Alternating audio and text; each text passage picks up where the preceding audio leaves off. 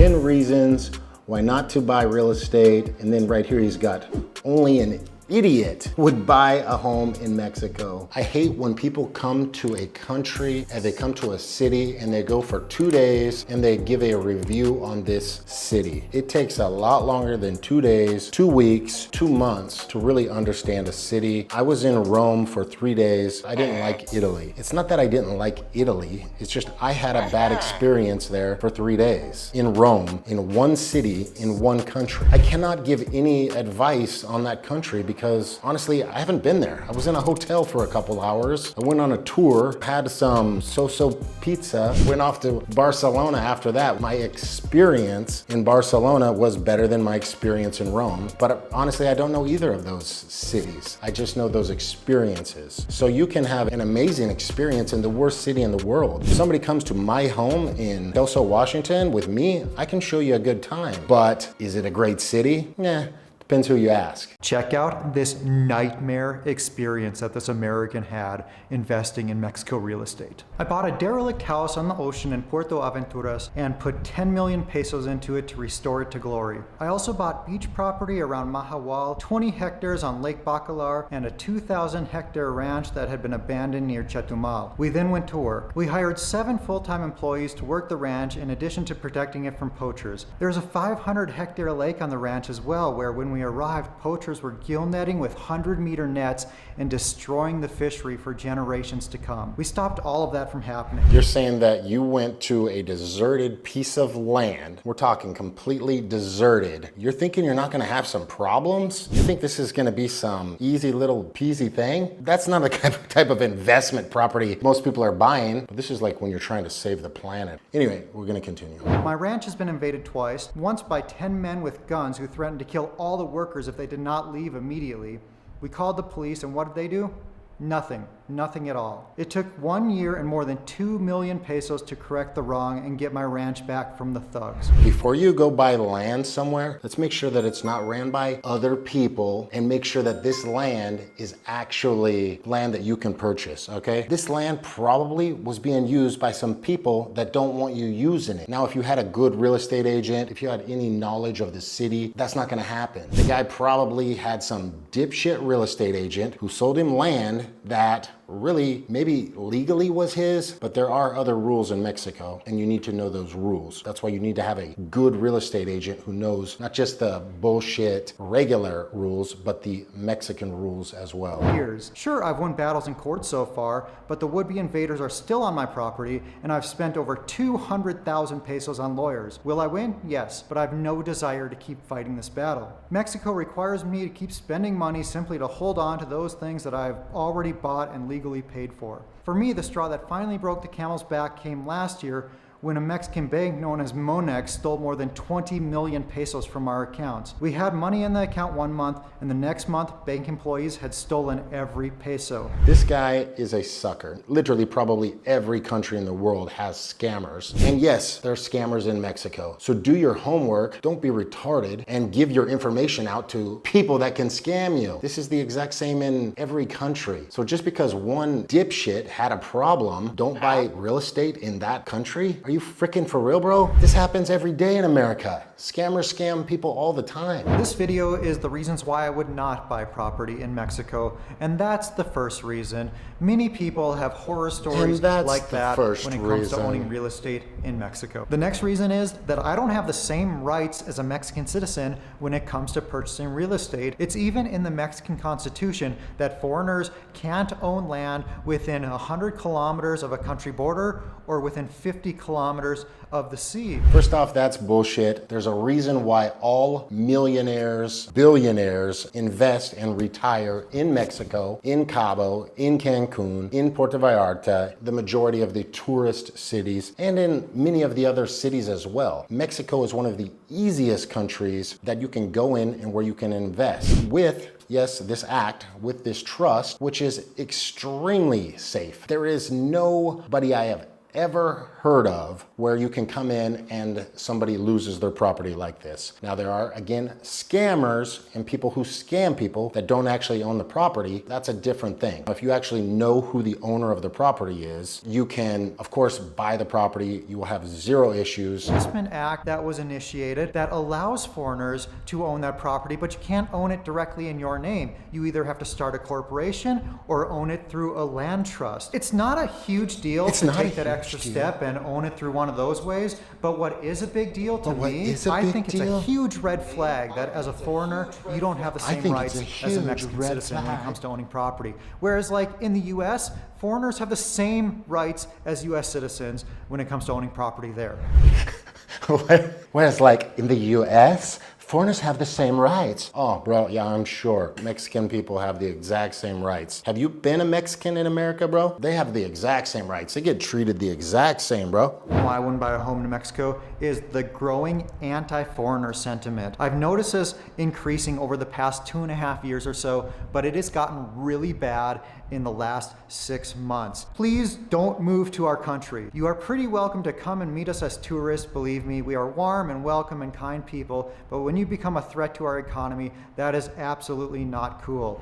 Bro, that's because you're a douchebag and you don't do anything good for the country except for talk shit about it. Of course, the people aren't gonna like you. Have you ever done anything positive for the country? Or have you just taken from the country, talk shit, wrote bad reviews about every city and restaurant you don't like? Like, what have you ever done that's positive for the country? Do you speak fucking Spanish and you've been here for 6-7 years? No, you're not. You're a virus. I love this video. Hopefully every gringo will go back to their country after watching this. That has 83 replies and 1,200 upvotes. You're gonna have ignorant people in every single country. I don't give a shit who it is, but it's guys like you that come to Mexico and provide zero value to the people and wonder, why don't they like me? Why don't they like me? Because you are a colonizer, basically. You are coming to somebody else's country, making that community worse. You are not benefiting that community in any way, shape, or form. If you were to go out and you were to, go volunteer at some charities, if you were to, use your social media for some good, you could probably do some good shit, but you're just a little bitch. And with this growing anti-foreigner sentiment comes a bigger and bigger threat of nationalization or some other kind of adverse action towards foreigners. And in almost every single instance around the world where a government wants to screw over foreigners, they do it on assets that cannot be moved, like a home. And let me be clear, I'm not saying that this is a probability, but it's certainly a possibility. The richest people I've ever met are in Cabo or in Cancun or in Puerto Vallarta. Why? Because it's a great frickin' investment, bro. Had this kid have bought in a house 5 years ago, instead of being a dipshit, he would have 4x'd his money. The Mexican peso is relatively strong compared to most other currencies around the world. What this means is that when you take your dollars to convert them into pesos, you're going to get fewer pesos, meaning that it will take more dollars to buy the same house compared to when the Mexican peso was weaker. For example, if you bought a home in Mexico for 2 million pesos at the peak exchange rate in 2020, you paid $80,000. But if you bought another home today for 2 million pesos in Mexico, you're paying $112,000. $80,000 to $112,000 just because of a difference in exchange rate. Just because of a difference in exchange rate. Guess what we also have? We have what's called appreciation. That's right. Homes go up in value. Although the peso might fluctuate, your appreciation is still going to rise within the right community, the right property, the right agent. People who own a lot of homes around Mexico who rent them out, they have a really hard time finding quality tenants. Like, it is super common for them to rent out their house and have the tenant completely destroy it, or they rent out their house and then the tenant is late all the time or doesn't pay rent at all. That's super common. It's super common. It's super common. And that never happens in low-income housing in America or in Canada. It's super common. So landlords, or at least the experienced landlords, are very careful about who they rent to. And if you're a quality tenant, if you can prove that you take care of their property and you pay your rent on time every single month, well then the landlord in all likelihood is going to be really generous with you and isn't going to raise your rent. Just to share a couple examples of laws that favor tenants. If a tenant is... Who the fuck is following this guy? Seriously, bro. Those have to be robots. The next reason is the very high closing costs. You'll end up paying between... God, this guy's a freaking idiot, bro. Just like in America, just like in any other freaking country, when you go to buy a property, as long as you buy that property at a good price and then you sell it at a profit, of course you're gonna have to pay capital gains. That's why you need a good law team. That's why you need a good accountant. However, guess what? People have been buying and selling real estate in Mexico for years. In fact, every wealthy person I know is involved in real estate in some way, shape, or form. Why is that? Because the real estate market here is booming. You're either a real estate agent, a broker, a developer, a builder, timeshare, hotel, something that has to do with real estate. Why?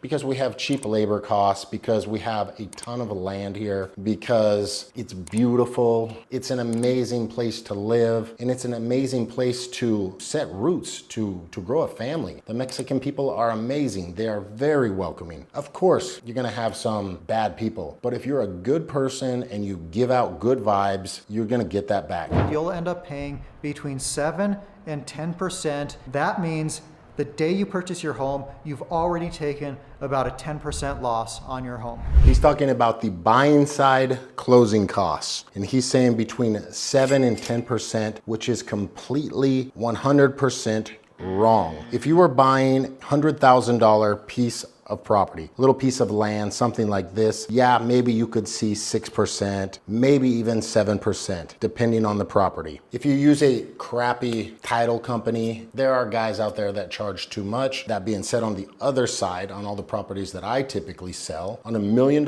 property, you're gonna pay about 3 to 4%. Depending on how it's structured. So for example, if it was just a cash buy, you'd probably be around 3.5%. But if we were also doing some owner financing, then we're gonna be up around closer to 4% on the buying side. So on $1 million property, you're gonna be about $1,040,000. That's gonna be all of your closing costs, including the taxes, including everything. And then after that, your yearly taxes are going to be 0.02%. So on $1 million house, every year, you're gonna have to pay $2,000 taxes. Now, when you compare that to the States, like how much is it in America? It's like 10x. If you get what I'm saying. One of the main benefits of living in Mexico is the fact that you can save so much money. Everything is cheaper here. Taxes are cheaper, food is cheaper, labor is cheaper, everything is cheaper. Hence, there's more opportunity, there's better ways to make money, especially if you know how to play the game, unlike this guy. There's another YouTuber here in Mexico that is very good about knowing all the laws, and he, despite all of his knowledge and his meticulous nature, almost didn't qualify for the capital gains exemption. We received a bill in an email that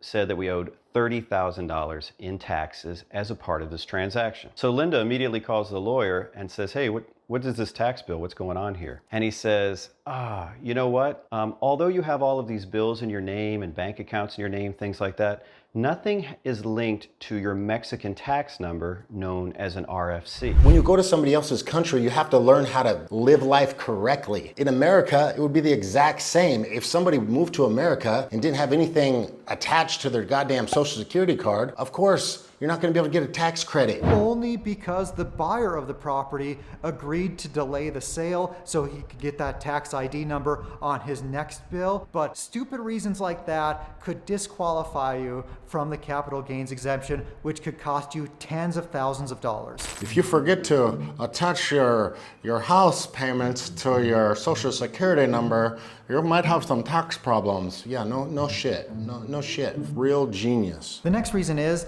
that that 99 times out of 100 in Mexico, foreigners don't have access to Mexican credit to purchase a home using funds from a Mexican bank. Oh, you mean foreigners that don't have credit can't get credit in Mexico? Oh, that's super bizarre, because can foreigners with no credit get credit in America? Wait, no, it's the exact same, I think, right? It's the exact same. Exact same. Exact. If you move to Mexico and you get a bank account, you get your temporary residency, which is extremely easy to get. It's the easiest country to live in. There's not a country that's more easy than Mexico. So after you get your temporary residency, you can get a bank, you can get a credit card, and you can start building credit if you like. Now, the interest rates in Mexico, yeah, they're higher than in the States. It's much better to, if you have property in the States, to pull out a HELOC. You're gonna get whatever the rates are back home. Let's say they're 7.5 back home. Here, they're gonna be much higher. They're gonna be 10, 12% higher. US banks won't lend against Mexican real estate. So in like 90... US banks won't lend against Mexican real estate? Really? Well, it just so happens that I know a gal that'll do it. In fact, I know about 3 companies, 2 of the basic ones here, Moxie, and there's one other one, I'll link to it. But I also know a lot of independent brokers that will lend to properties here in Mexico. And they'll do it just like they would back home. 30 years, 7.5% fixed. And they're, of course, they're gonna hold the lien on the property just like they would back home. Just because you haven't done any homework, just because you haven't tried to figure out a way to get shit done, don't give advice on shit that you have no idea about. You're a renter. You've rented your whole life. You've never made any money besides your dipshit YouTube money. Let's not give the financial advice there, buddy, until you actually have some finances. The next reason is that it almost always makes more financial sense to rent in Mexico instead of purchase. Let me show you an example using the last house I was renting. So $1,750 to rent, or I could purchase it for $500,000, but that does not include closing costs. So after closing costs, let's call that $535,000. Real estate is what makes the most families millionaires. Why? It's going to do nothing but appreciate in value, and it really doesn't matter what country it's in. You know, obviously there's some outliers like Venezuela or things like this, but even these countries, I'm sure, will come back at some point. But in America, most people have gotten wealthy due to appreciation in their homes and keeping those homes in their family for years and for generations to come. People who have bought, like myself, I bought my first house when I was 18, versus people who have spent their whole life renting. Which group of people do you think is doing better? You can listen to this guy who lives in his car, the #1 real estate agent in Latin America. Who would you rather go out and have a drink with? I tell you what, I wouldn't want to travel Mexico with this fucking guy. $135,000 laying around, but let's say you do. It's not like your costs to own the home and you're going to have costs every single year, and they're not insignificant. For example, on this particular home, the HOA fee, or what they call mantenimiento, is $3,000 a year. The insurance is probably going to run you about $2,000 a year. Insurance? Guess what, bro? We don't have insurance in Mexico. It's not something that we need. Why? Because the houses are all built out of freaking concrete. They don't move. You can't hurt them. They're indestructible. 98% of the people I know do not have insurance. If you live in a place that has bad hurricanes, you could buy some hurricane shutters if you want. It's so cheap to remodel stuff here, it's not even funny. Higher if you're in a place like Mexico City that's prone to earthquakes, or if you're in a place that gets hurricanes. And then upkeep on the house, you're probably looking at least $3,000 a year, because this is a pretty large house. It's over 4,000 square feet, and there's a lot of stuff that goes wrong, a lot of stuff that needs constant maintenance. And if you don't do constant maintenance on a house, after 10 years, it's gonna look like hell and be functioning very poorly. So I think that's a very conservative estimate there. And then your property tax is gonna be another $500 a year or so. So in total, we're looking at an extra $8,500 per year when you own. So $500 property tax for a $500,000 house? It's pretty damn good, don't you think? Mavilla. It's the project just down below me here. You could get these right at about, when it was dirt, in the $250 range. And now these are up in the $750 range just 2 years later. There's not too many places that you can, get this kind of ROI on. You have to have the right developer and you have to get in at the right time. And of course, even in those developments, you have to pick the right properties, because there's certain properties that, for example, in the Mavilla Pueblitas, those aren't going to rise as high as the towers that have an amazing view, because in Cabo, the view is where the money's at. By the way, don't take anything I'm talking about in this video as financial advice. Did you just say don't take financial advice from you after you've just been giving us financial advice for the last 10 minutes? Why didn't you tell me that in the beginning, you freaking dipshit? You could have saved us all a lot of time. Now let's take a look at this example of what happens if we rent the first year instead of using that $535,000 to buy the home. So if we rent, we will have to pay a significant amount of money, $21,000. Now that does seem like a lot of money, right? But if we take that $535,000 and invest it into something like... Just that statement right there makes me want to frickin' strangle you. You're not taking into account appreciation. In every country, the average appreciation on a house, 2% month over month and 14% year over year. Wow. An average of 5%. The property value is going to drastically raise. Let's just do a little math. We have a $500,000 house, 5%, so that is $323,000. Now that's at 5%, but actually we know that it's higher than that. It's about 7%. Now we're at $1 million. That's a pretty goddamn good investment. Anybody that has any business sense knows that real estate is one of the best ways to compound your wealth, to grow your wealth. There is not too many other ways. Of course, you've got Bitcoin. Of course, you have gold. Of course, you have stocks. We could go into the, assets versus liabilities. It pisses me off when you get kids like this, really have no idea about finance, about anything. The kid seems halfway smart that he's, investing in some stocks. That's good for him. My point is, guys, there's no better investment than Mexico and Cabo San Lucas. This is my market. Now, of course, there's other markets that I don't know as much about, but in Cabo San Lucas, this is one of the fastest growing markets in the world, and Mexico in general is one of the countries on the rise. I have never in my effing life seen someone push rent over buying. There has never been a millionaire that has told me, hey, you should really be renting, because, I don't know, typically house prices, who knows, man? I mean, they could just all collapse, because the housing market, that's it's been a pretty unstable market since the beginning of fucking time. Are you kidding me? It's the one thing that constantly goes up. Thank you guys so much. I'm getting tired. I've seen this guy's video. I'm not one to be shy about my opinions and things like this, especially when it's something that I think very strongly of. Cabo San Lucas, the land of the free. If you guys need any help at all, send me a message. WhatsApp is always best. I will guide you through any kind of questions you might have. If you're interested in property, I can take you out and tour you on properties here in Cabo San Lucas. 60 countries in almost every city in America. I can help you guys out. Obviously, I am BKCabo, your guide here for anything Cabo San Lucas. Send me a message. Again, me or my team can help you guys out. Well, I'll be out counting money while this guy's driving his fucking tangerine around. See you on the next video.